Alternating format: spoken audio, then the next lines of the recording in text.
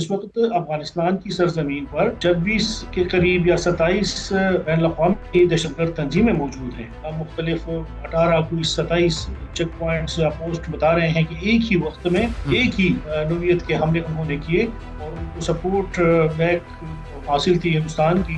Sir, एक ज़माना था मुल्ला उमर का कि वो समझते थे कि अगर पाकिस्तान पर कोई हमला करेगा तो हम समझेंगे कि अफगानिस्तान पर हमला किया है। उसामा बिन लादेन के बाद जहाँ पर सैफुल अदल की मौजूदगी और उनकी प्लानिंग्स में शिरकत या शेख अब्दुल्ला से उनकी मुलाकात, ये किस तरफ इस कहानी को लेकर जा रहे हैं, तो ये इंतहाई एक तशवीशनाक है। इसका मकसद ये भी था कि इन तमाम चेक पोस्टों पर सिक्योरिटी फोर्सेस को एंगेज करें ताकि जो दूसरे रास्ते हैं उससे मुसल्लह अफराद को, तंजीमों को वो खैबर पख्तूनख्वा में दाखिल हों। अच्छा सर, अब से तकरीबन 10 साल पहले अजीत डोवल का एक बयान भी एक गर्दिश करता नजर आ रहा है कि उन्होंने आज से 10 साल पहले कहा था कि हम अफगान तालिबान को इस्तेमाल कर सकते हैं पाकिस्तान के खिलाफ। मॉस्को फॉर्मेट था, रूस में जो एक कॉन्फ्रेंस हुई, उस कॉन्फ्रेंस में न सिर्फ पाकिस्तान ने बल्कि चीन, रूस और ईरान ने वाज़ेह तौर पर इसी वज़ीर ख़ारिजा अमीर मुत्तकी को कहा कि आप अपनी सरजमीन से इन दहशतगर्द तंजीमों का खात्मा करें, तभी हम आपके साथ आगे चलेंगे, तिजारत करेंगे,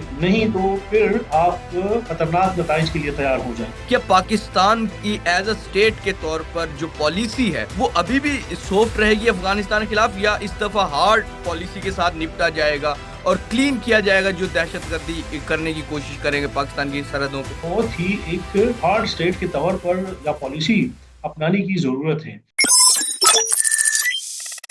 अस्सलाम वालेकुम नाज़रीन, मोहम्मद कज़ाफ़ी को फिर हाजिर है HTN के प्लेटफॉर्म से। नाज़रीन, आज हमारे बड़े ही प्यारे गेस्ट इरफान खान साहब हमारे साथ मौजूद हैं। अस्सलाम वालेकुम इरफान भाई।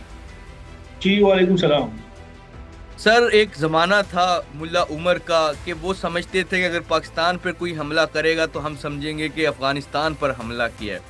आज एक ज़माना है कि जिसमें अफ़गानिस्तान के जो मौजूदा तालिबान हैं वो मीर मुत्तकी साहब जैसे कि इंडिया में गए हुए हैं और उन्होंने एक प्रॉपर, जिसे कहें कि वो इंडिया के हाथों में खेलने का फ़ैसला कर लिया है। बल्कि पाकिस्तान एक जो चाहता है कि बॉर्डर पर जो ख्वारजी हैं इनको अपनी जो सरजमीन है वो ना इस्तेमाल करने दी जाए, लेकिन इसके बावजूद वो इसको सुलझाने की बजाय वो इंडिया के पास चले गए हैं और वहाँ से जो बयानात आ रहे हैं आप भी देख रहे हैं। तो किस तरह अब इन तालिबान से निपटा जाएगा, किस तरह अब ये मामला हल होंगे और क्या सूरत हाल है इस टाइम बॉर्डर की? देखिए, एक बात तो बहुत वाज़ेह है कि हिंदुस्तान अब से नहीं कब से दोनों हमारा जो मशरक़ी और मगरबी बॉर्डर है उस पर किसी न किसी सूरत में दरअंदाजी, दहशतगर्दी, इंतशार फैलाने की साजिशें कर रहे हैं, कोशिशें कर रहे हैं। कुलभूषण यादव की मिसाल हमारे सब उसके सामने है, इस पर कोई ढकी छुपी बात नहीं। अब एक ऐसे वक्त में जब पाकिस्तान का अफगानिस्तान के साथ जो ताल्लुकात हैं उसमें जो कशीदगी आई है, उसमें भी बुनियादी किरदार या साजिश जो है वो नई दिल्ली से हो रही है। और इस वक्त जो काबुल और नई दिल्ली की बढ़ती कुर्बतें हैं वो इंतहाई उस खित्ते के लिए तशवीशनाक है। दूसरी अहम बात कि इस वक्त जो द डिप्लोमेट की एक रिपोर्ट सामने आई है, यूनाइटेड नेशन सिक्योरिटी काउंसिल की जो एक रिपोर्ट सामने आई है, उसमें यही है कि इस वक्त अफगानिस्तान की सरजमीन पर 26 के करीब या 27 बैन अवी दहशतगर्द तंजीमें मौजूद हैं।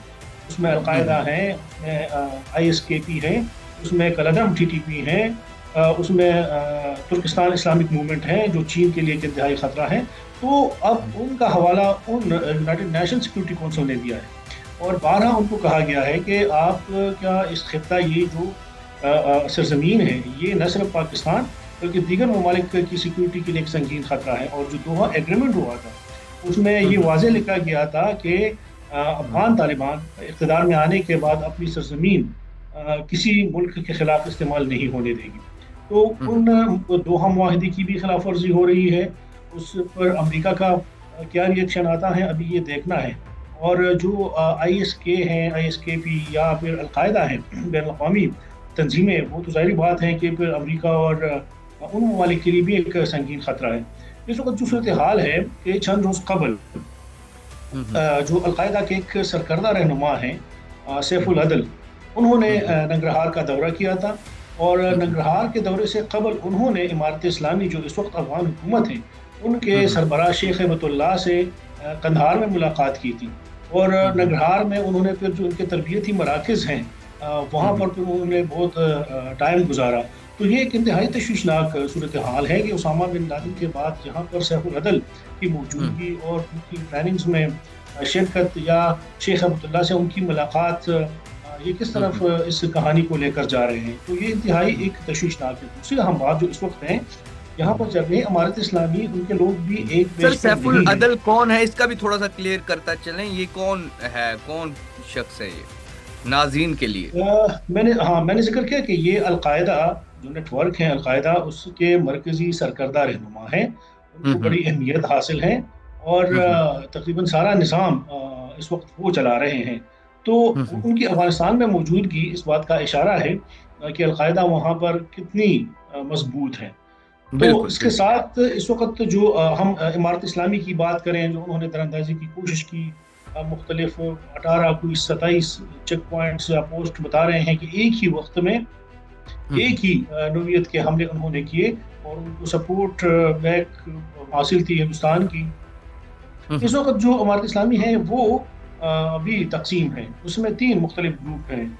एक दो बड़े जो दड़े हैं वो उसको कंदारी तालिबान कहते हैं, और जो दूसरा एक दड़ा है वो हक्कानी नेटवर्क है, सिराजुद्दीन हक्कानी, और उसमें एक तीसरा मशरकी तालिबान भी है।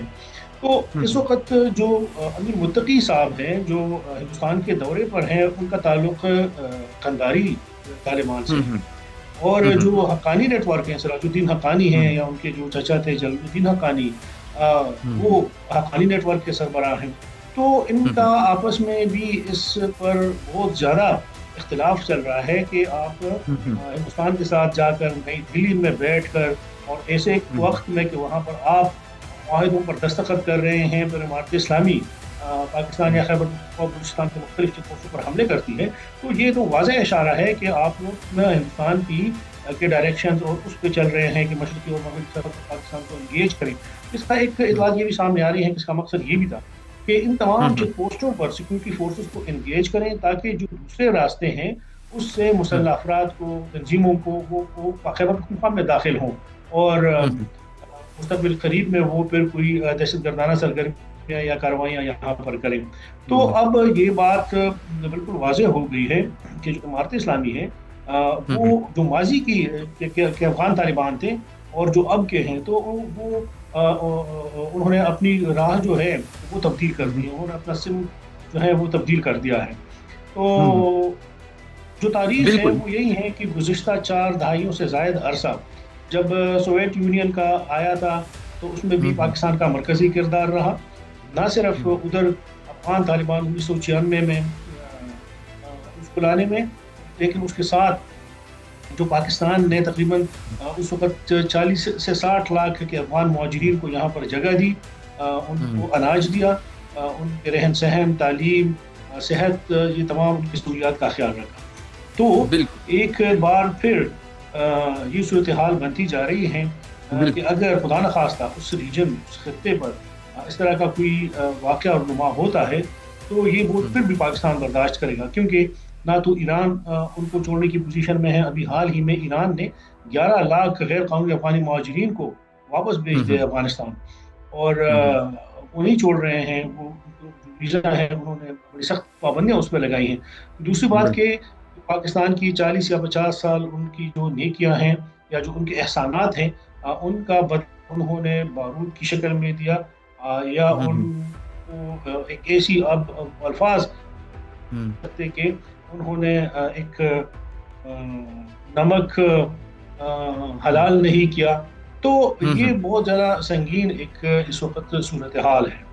बिल्कुल बिल्कुल। अच्छा सर, अब से तकरीबन 10 साल पहले अजीत डोवल का एक बयान भी गर्दिश कर रहा है और उनका उसमें वाजिया, एक मिनट सर, ये कोई कॉल आ गई, एक मिनट। अच्छा सर, अब से तकरीबन 10 साल पहले अजीत डोवल का एक बयान भी एक गर्दिश करता नज़र आ रहा है कि उन्होंने आज से 10 साल पहले कहा था कि हम अफगान तालिबान को इस्तेमाल कर सकते हैं पाकिस्तान के खिलाफ, और इस तरह की उन्होंने उसमें बातें भी की थी, जो अभी भी हम देख सकते हैं। क्या ये जो दरअंदाजी हुई है, ये इंडिया को यही साबित करना चाह रहे हैं कि हम वाकई वहाँ पर अटैक कर सकते हैं अगर आप हमें सपोर्ट करेंगे, या उनको खुश करने के लिए ये दरअंदाजी की पाकिस्तान के अंदर?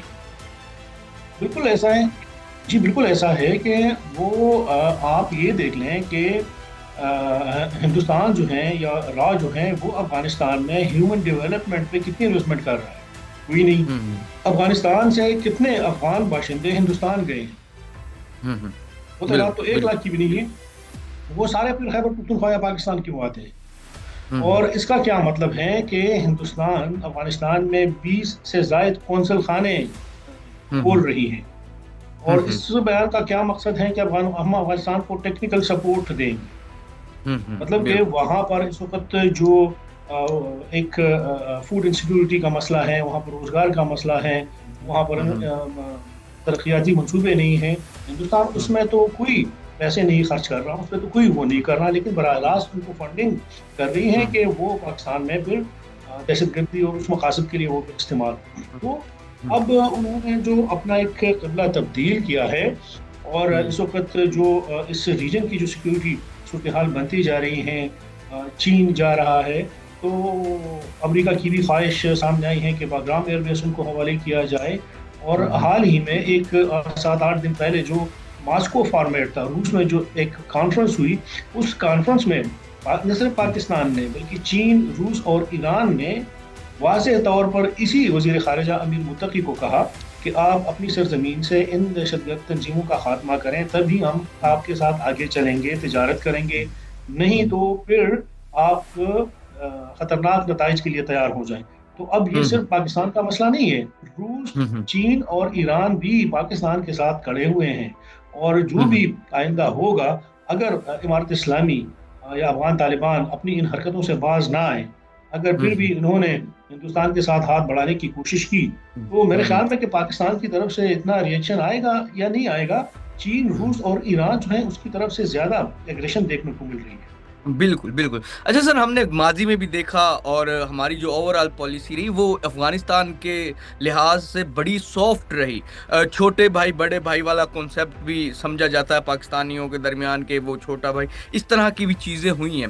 کیا اب جو موجودہ سچویشن ہے، جس طرح وہ انڈیا کے پاس چلے گئے ہیں اور پاکستان میں جس طرح انہوں نے ابھی ریسنٹلی ایک کوشش کی در اندازی کی، اس تمام واقعے کے بعد کیا پاکستان کی ایز اے اسٹیٹ کے طور پر جو پالیسی ہے وہ ابھی بھی سافٹ رہے گی افغانستان کے خلاف، یا اس دفعہ ہارڈ پالیسی کے ساتھ نپٹا جائے گا اور کلین کیا جائے گا جو دہشت گردی کرنے کی کوشش کریں گے پاکستان کی سرحدوں پہ؟ ایز اے اسٹیٹ کیا دیکھیں، پالیسی یہ سمجھتے ہیں؟ پالیسی بہت سخت ہونی چاہیے، اس میں کوئی شک نہیں کہ جب آپ کے ملک میں 14 لاکھ غیر رجسٹرڈ افغان مہاجرین رہ رہے ہیں، آپ کو پتہ نہیں، ان کے کارڈز نہیں ہیں، وہ عام شہری ہیں، وہ جرائم پیشہ لوگ ہیں، وہ دہشت گرد ہیں، وہ یہاں پر اسمگلنگ کرتے ہیں، اس کا کس طبقے سے تعلق ہے؟ تو پہلے تو یہ ڈاکومنٹیشن پروسیس جو ہے یہ بہت امپورٹنٹ ہے. دوسری اہم بات کہ یہ کس دنیا کے کون سے ممالک میں ہے کہ جہاں پر آپ بغیر ڈاکومنٹ کے ادھر داخل ہو جاتے ہیں اور سب کچھ کارروائیاں کر کے نکل جاتے ہیں، کیونکہ آپ کی شناخت ہی نہیں ہے. جب آپ کی شناخت ہی نہیں ہے تو آپ کہیں بھی کسی بھی جگہ پر چھپ جاتے ہیں. سوال یہ ہے کہ بہت ہی ایک ہارڈ اسٹیٹ کے طور پر یا پالیسی اپنانے کی ضرورت ہے. ہم دیکھ رہے ہیں کہ یہ جو بارڈر ایشو ہیں کئی ممالک کے مابین، یہ اتنا کوئی سافٹ وہ نہیں ہے، ایشو نہیں ہے. کہ اس کے باوجود ایک تو وہ ملک ہے کہ جب آپ کے ساتھ دوستی کا ہاتھ بڑھائیں، تجارت بڑھائیں، سب کچھ کریں، تو اس کے لیے سافٹ پالیسی اختیار کرنا وہ تو پھر ٹھیک ہے.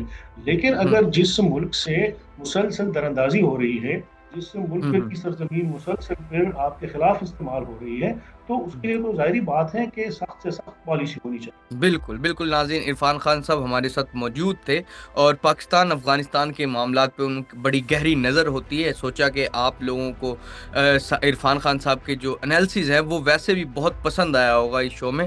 فی الحال کے لیے ناظرین، ایچ ٹی این سے معمر قذافی اور عرفان خان صاحب کو اجازت دیجیے. خدا حافظ.